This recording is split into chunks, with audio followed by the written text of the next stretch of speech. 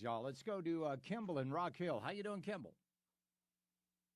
If Trump was a Russian asset, how exactly would he act any differently than he's acting now? How is he? I'm going to give you about 30 seconds and just reveal your idiocy. How would you handle this situation? I mean, how many more people have to die? Don't you agree that Donald Trump, at least talking about peace, is a lot better than what your boy Joe Biden did? He's a narcissist who just wants a Nobel Peace Prize. Give me a break. Oh, my God. You're the biggest idiot that's ever walked the face of the earth. This man At least is. I don't listen to that retard in the White House. Oh, well, you listen to the other retard in the White House, Joe Biden, who was the one that got us into this mess. Biden sucked. Why do you think I like Biden? But because you certainly sound like a Joe Biden lover. Then who did you vote? Then let me ask you something. Who did you vote for in 2020? I know if you're not in the cult. No. Hey, Stooge, let me ask you a question. Who did you vote for in 2020? Who was your pick? Oh, I would have voted for a bag of dog crap. No. I don't care about who you would have voted for. Why don't you be a man for once in your life, you little weirdo? I voted for Biden. Of course you did. Biden. And how did that work out for you? And what happened under Joe Biden? What happened under Joe Biden when he wasn't showering with his daughter, you weirdo? You creep. You're not even man enough. You don't have enough testicular fortitude to use your actual name. Where do you keep those things, Kimball, whatever your name is today? Keep them on a jar on the mantle? Is that what you do? Because you certainly don't use them in real life. You're a creep.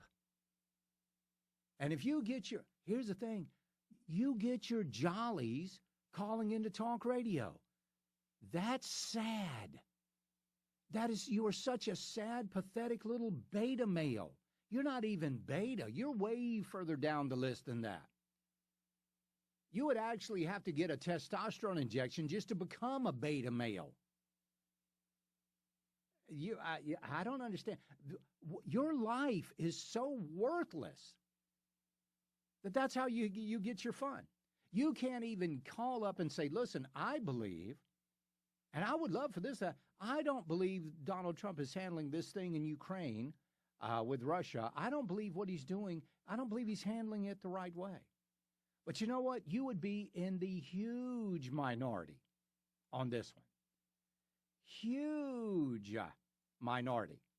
Don't believe me? Well, let's just go and listen to the president of Finland. How about that? Let's take a listen. And this is for you, whatever your name is today. This is the Finnish president. I think in the past 2 weeks, we've probably had more progress in ending this war than we have in the past 3.5 years. 3.5 years under your guy.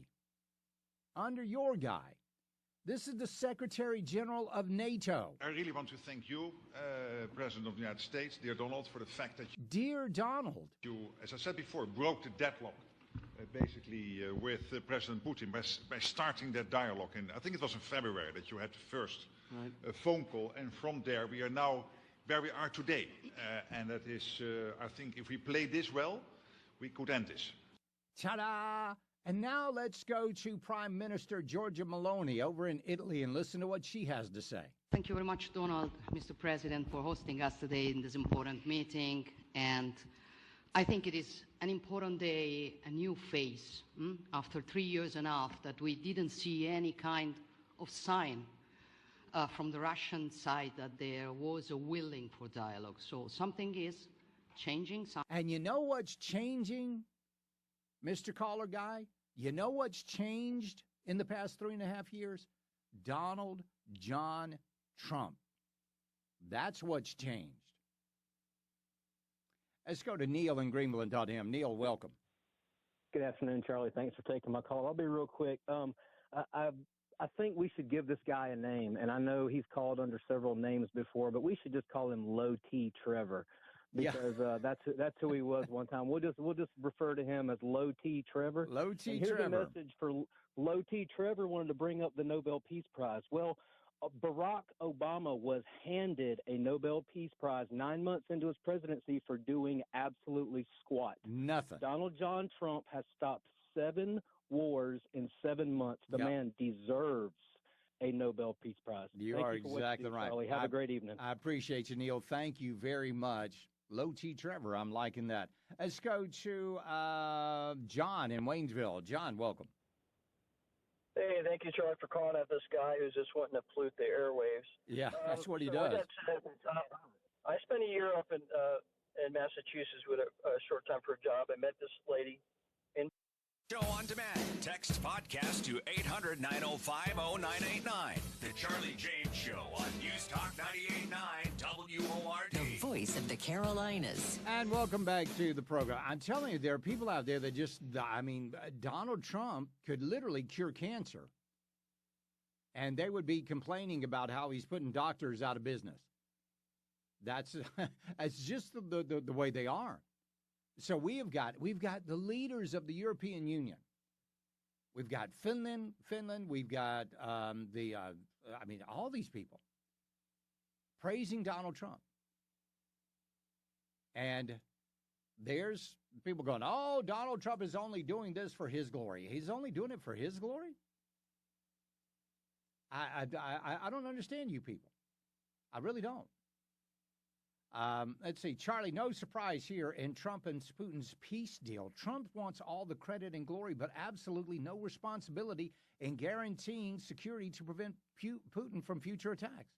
Since Trump didn't insist on a ceasefire in negotiations, that basically makes him Putin's advocate.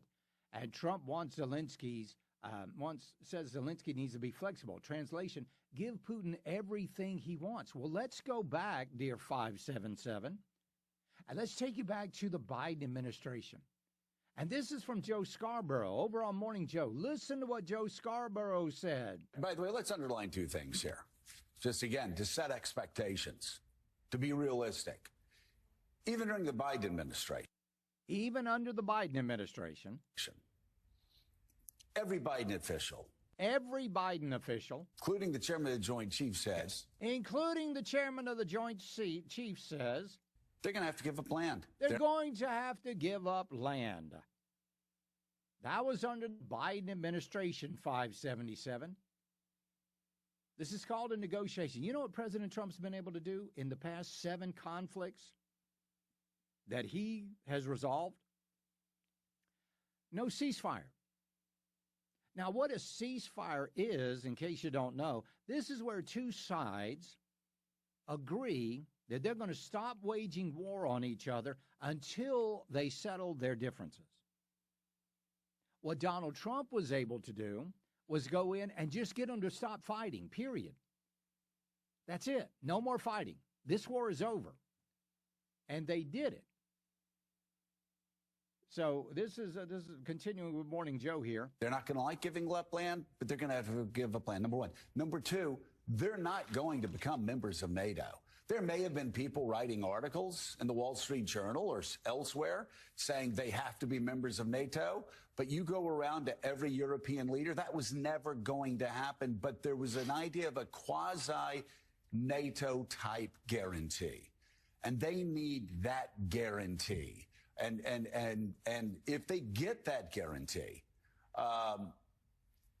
if they have the guarantee that Putin's not going to reload and then come back in, that would be considered, I think, at the end, a win for Ukraine, would it not? Oh, no, it would actually be a win for Donald Trump. That's what it is. And by the way, oh my gosh, the poor calling guy is calling back, and I'm not going to take his call because I'm not going to, again, like the one caller said, pollute the airwaves with his drivel. I'm not going to make him the little micro celebrity that he wants to be. He's got enough things in his life that are micro. He doesn't need micro celebrity to go along with it. So I'm not going to answer his phone call. But, I mean, unwilling. Joe Biden did nothing during his administration to even take a step towards peace. In fact, the word peace never came out of Joe Biden's mouth. The word peace has never come out of Lindsey Graham's mouth. The word peace hasn't come out of a lot of people in Washington's mouth because they were making bank off of this. Huge amounts of money. Every single piece of equipment that we sent over to Ukraine had to be replaced. And who is the only people to benefit from that? Well, the military-industrial complex, which we know are huge backers of Lindsey Graham and other war hawks just like him. Nikki Haley never called for peace. None of these people did. They just want war. And the more young men and women and children and everybody else that dies over there, well, good. That's just more money in their pocket. Donald Trump is the only one on the global stage that has actually stood up and called for peace. And people just don't like it. So I think the weirdo caller, Low T. Trevor, said, how many people has Putin killed? How many Ukrainians have a lot? Killed a lot. How many more do you want to die? Or do you want to take steps towards peace? Well, I'm all for the peace plan. And I'm all for Donald Trump doing what Donald Trump does in negotiating these deals. And I'll be honest with you, I don't care who gets the credit. I really don't. Do I think it should be Donald Trump? Absolutely. Let's go to Richard in Dallas and talk to him. Richard, welcome. Hey, Chuck. Hey, bud. Man, listen, I absolutely love the way you put Trevor in his place. I mean, yes. I was laughing the whole time. I said, Charlie got this dude nailed. It's not hard, though. I wondered what happened to old Trevor, you know, the guy you used to call him with the British accent and all that. Oh, I don't know. I don't think they're the same people, but it's, I mean, it could About be. the same caliber, ain't it? It absolutely is. I do. I wonder what happened to old so-called British Trevor. I think he just touched bases with you. Yeah, might be right. Might be right. Hey, Richard, I appreciate it, buddy. Thank you. We're going to wrap the show up here. We'll see you guys tomorrow.